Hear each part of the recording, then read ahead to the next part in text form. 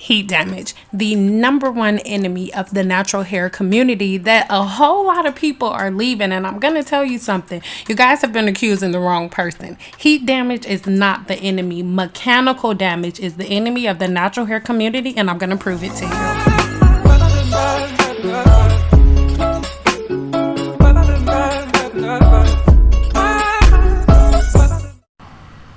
Make sure you go ahead and subscribe here to my channel, and once you subscribe, be sure to click that bell notification so you're notified every single time I post another video.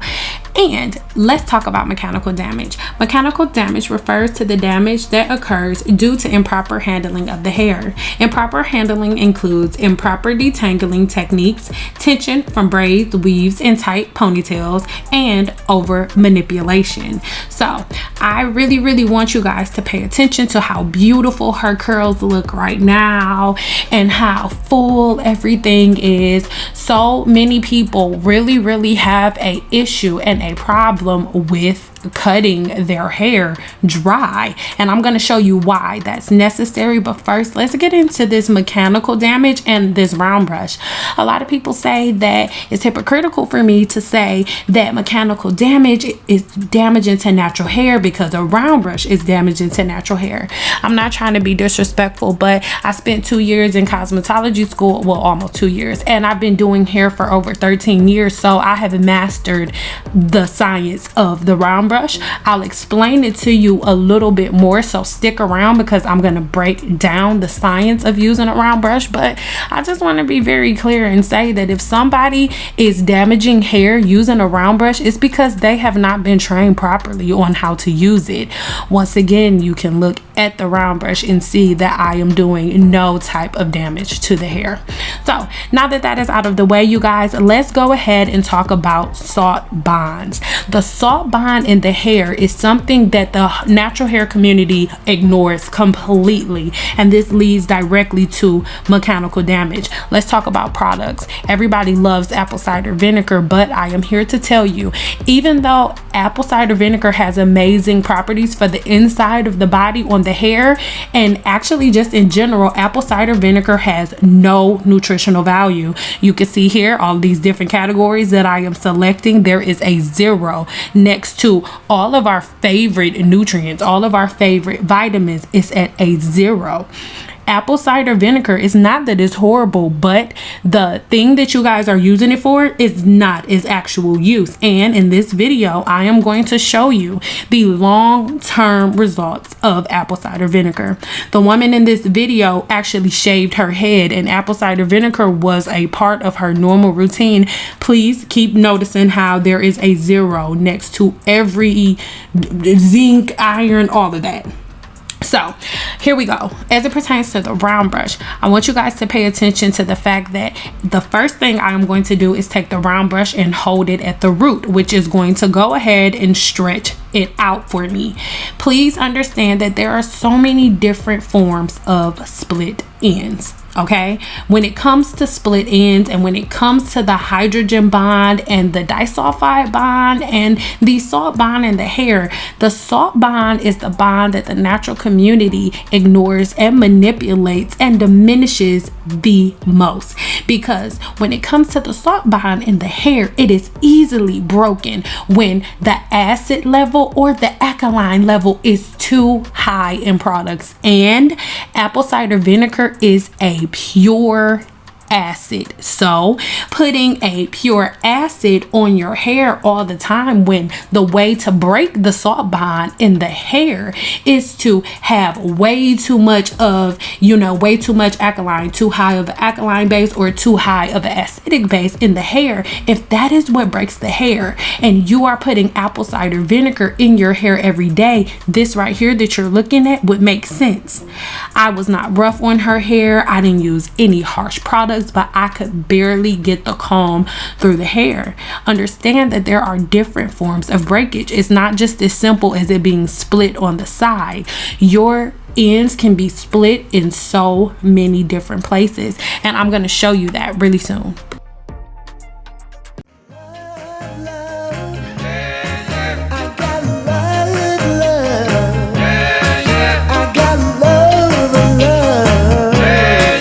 I got love.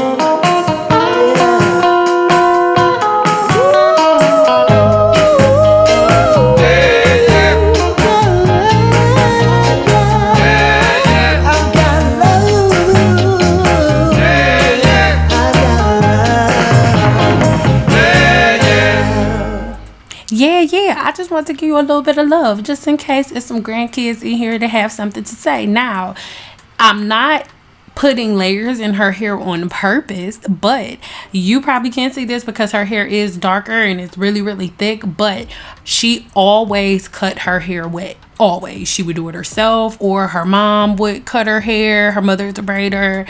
And as her hair was cut wet, it is all of these different lengths. I can't even count how many different lengths is in her hair. And then I just let you guys see that your ends can be split in so many different places from so many different angles. So along with her hair being 50 kabillion different lengths, she has high porosity hair, which has a lifted cuticle, so that's out. And then her hair is curly, so everything's sticking together. And then on top of all of those things, she gets her hair cut curly. So there are so many different lengths. So many different lengths, you guys. And in this case, it makes it very, very, very difficult for you to retain length because you are not able to give your hair proper direction. And as you can see, I can't even get the comb through her ends. And I know a lot of people don't want to hear this, but most people who are natural, most people who have not straightened their hair, or I haven't straightened my hair in a year, or I'm doing the no heat challenge for 2 years and all of that, whenever they come and get their hair straightened, it literally looks horrible. And I'm not saying this to attack anyone. I am the girl who people would come and see after they would do their big chop and their challenge, their apple cider vinegar challenge, or their rice water challenge, or, you know, like I said, the no heat challenge. And then they would be stretching their hair out because their curls would look so amazing once they put the gel on and doing all of their twist outs. And then I would finally get their hair straight, and then they would cry. They would bust into tears. And this is just one woman that didn't cry, but the majority of women that sat in my chair would bust into tears because all of the work that they've been doing for 2 years was for nothing. Because all of the different things that the natural hair community does for hair growth is all about growth, but you do nothing whatsoever about retention. Okay? So in the front, I had to do a whole lot of point cutting, you guys. I don't know if I said it earlier, but I do want to point out that a lot of people say like, oh, your shears are dull, but I do not cut like everyone else cuts. I don't just simply open and close my shears. I do a combination of slide cutting and point cutting. If you're not a professional hairstylist, you may not know what that is, but it may look a little weird to you. But please, guys, understand that I can afford to buy new shears if my shears is dull. Okay. So we are giving her, you know, different texture in a lot of different places just so I can do the best that I can at evening everything out. As you can see, it looks a lot like she has a mullet, simply because most naturals wear a top knot all the time because it's really cute, not understanding that when you put your hair in a ponytail, that is a pressure point in the crown. So you have a whole lot of breakage in the crown. So this was the best I can do, keeping the length, and as easy as even as I could have possibly gotten it, guys. Over time, we were able to catch up. Let me know in the comments below if you want me to do the post on our update, because her hair got a lot longer than this. Those uneven pieces ended up growing out, but she had to get a brand new regimen that had nothing to do with products that had very, very high acid bases. There is no more cutting your hair wet, you know. I don't know. So let's do another thing. There are a lot of naturals that believe that they can go months without washing their hair, or they can, months, or they can go 3-4 weeks without washing their hair. This is the majority of my clients. The majority of my clients were natural, and they would come with their hair looking just like this. This was after she took the ponytail out. Her hair had been in a ponytail for a while. And this isn't saying anything negative about her, but in my business, I I had to add to policy and procedure that people had to have their hair completely detangled before they came, because most of my clients were natural and they would all come with their hair like this. And to detangle hair like this, I don't do it wet. I do it dry with oil because the hair is weakest when it is wet. So it takes me about 25 minutes just to detangle their hair, and in 25 minutes I am almost ready to start flat ironing you. In 25 minutes you are shampooed, at least shampooed in the beginning part, or almost done with your deep conditioning. And at this point, it took me 25 minutes, if not longer, just to detangle her hair. So I'm behind. So please keep that in mind, you guys, whenever you're going to a hairstylist, to detangle your hair first, because a lot of people complain about hairstylists, especially black hairstylists, being behind. But I need you to understand that if you book an appointment with a hairstylist and your appointment is 1 hour and 30 minutes, that means that after that 1 hour and 30 minutes, the next client is going to come. So if your appointment is only 1 hour and 30 minutes and after that another person comes, if she spends 25 minutes detangling your hair because you haven't combed through your hair in a month, then she's going to be behind for every other client that she has. Okay, so I want you to pay attention to this. Notice how she has the ends hanging on. A lot of people are interested in talking about single strand knots, but single strand knots is simply the hair that wants to shed, because every person loses over 100 strands of hair a day. So the single strand knots, that is simply the hair that wanted to come out but could not because you hadn't combed your hair in a month. That's just how it goes. I'm not trying to be rude or disrespectful, but these are facts. It's just how it goes, okay? So at this point, I'm detangling her hair. When it comes to round brushing, let's get into it. Before you begin round brushing, you need to prepare the hair. At this point, her hair has been completely detangled with oil. She has had a scalp exfoliation and a deep conditioning detox and treatment. A detox and a deep conditioning treatment. I cannot talk. Okay, calm down. And then after she came from under the dryer, I rinsed her hair in cold water, and now I am doing my last set of detangling. So this isn't the first time I'm detangling her hair. The only way that you are going to damage hair with a round brush is if you are trying to round brush their hair as soon as you get in there. No, their hair needs to be prepared. And with the products that I use, based on my client's porosity level and based on all of the other factors that they fill out during the pre-consultation portion when they book appointments with me, I know exactly what I'm dealing with. So if you pay attention to the round brushing process, you will notice that I'll, make sure I get the hair a little dry on the ends. But please notice there is no pulling, no tugging. The video has been sped up, but there is no tugging or no pulling. I am focusing this round brush on the root. Let me explain where my technique came from. So most people think that round brushes are simply for women with straight hair, Caucasian women to be specific, but that is not true. The person who made the brush wasn't thinking, you know what, I only want white girls to use this brush. No, that's not what happened. So whenever a Caucasian woman uses a round brush, they are using the round brush for volume. They use the round brush at the root and they lift it up at a certain angle because the curvature of the round brush creates volume at the root because their hair is naturally thin. And throughout the day, even more so throughout the week, their hair gets oilier and oilier. So they want to give it more volume so it won't look so thin. So as you can see, first I'll focus on the root. I stretch it out and I use the same exact technique that Caucasian women use to manipulate the hydrogen bond to create volume. I use it to take it away temporarily. That is the only difference. The angle that I am holding the round brush in.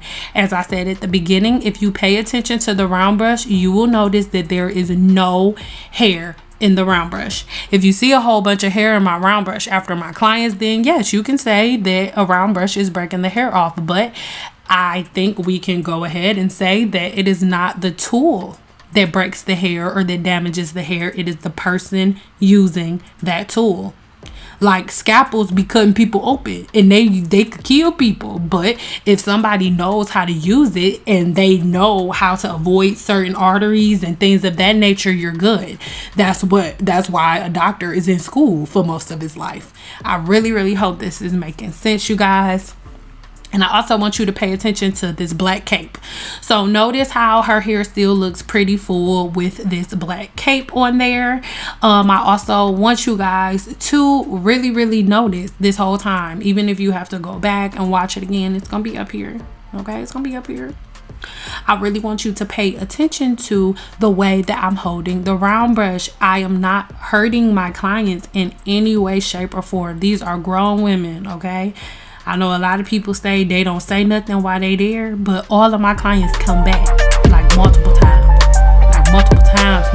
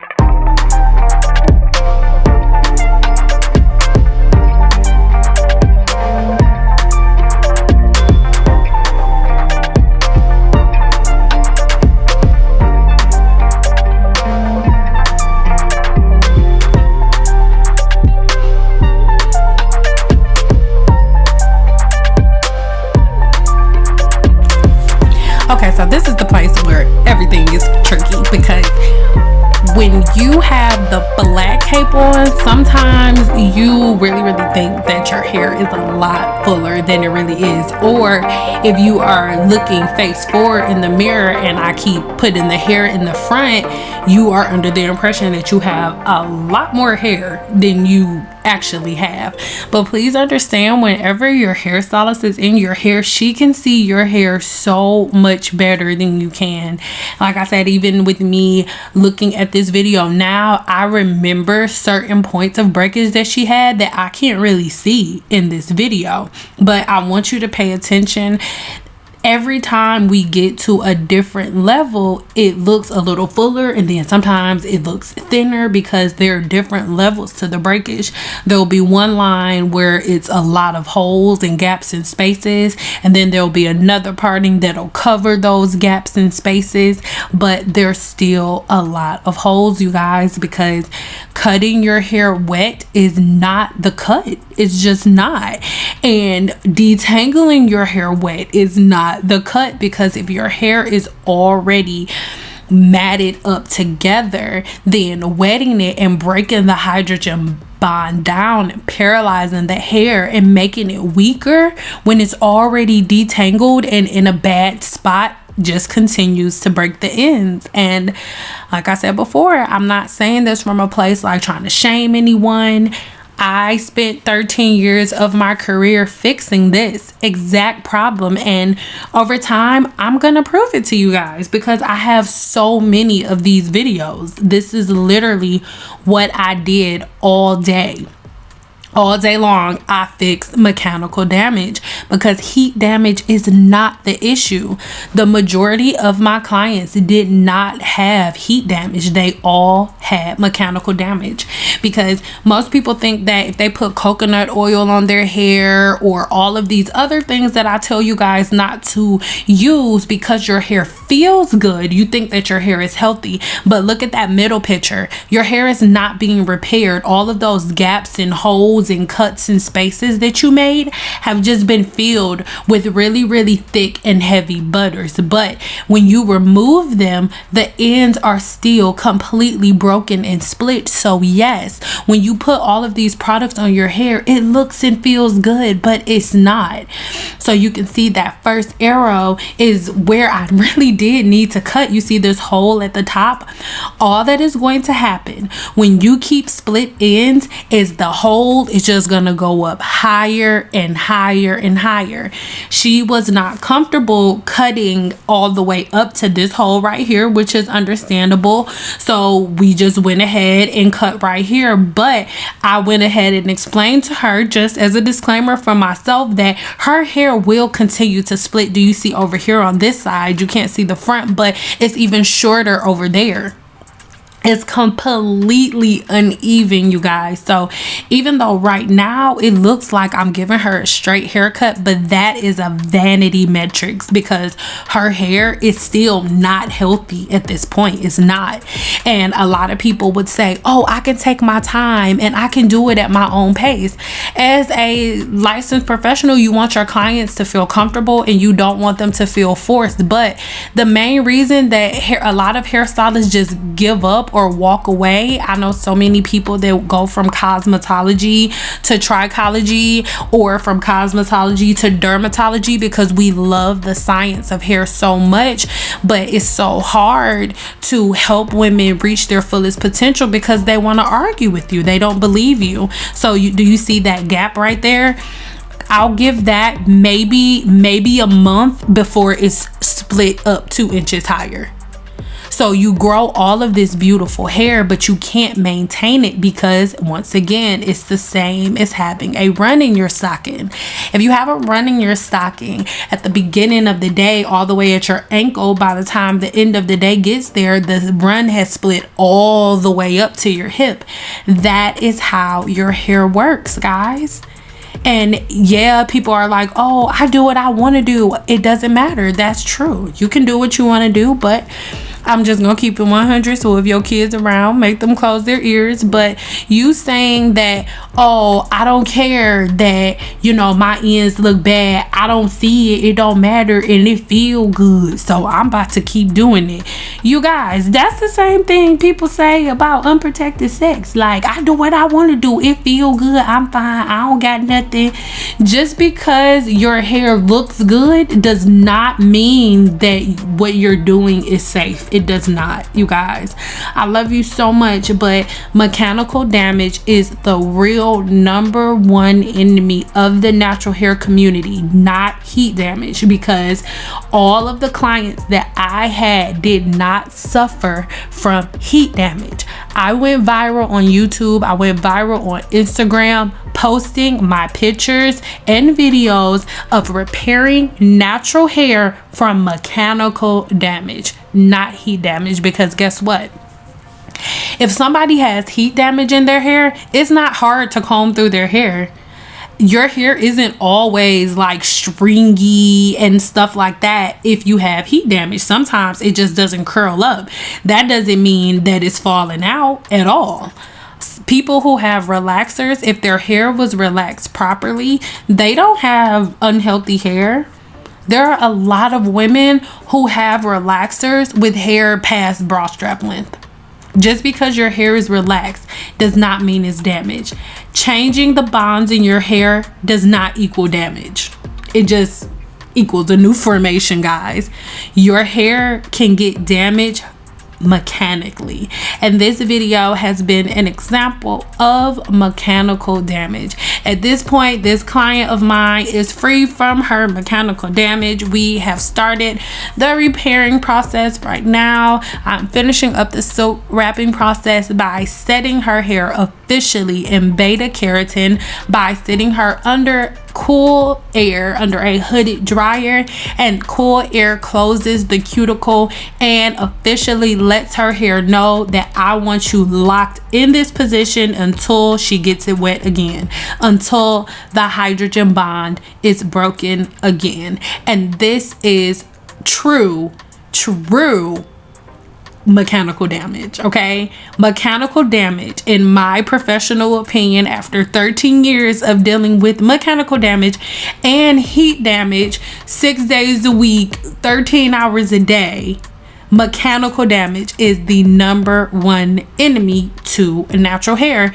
Give me some comments below. Even if you don't agree, I would like to know what valid points that you have to disagree with what I'm saying. But I'm only speaking based on my experiences from my career. So, you know, if you don't necessarily share the same experiences, then that's fine. But right here is how most of my, if not all of my clients that had natural hair coming to see their hair and their length for the very first time looked as they entered the door.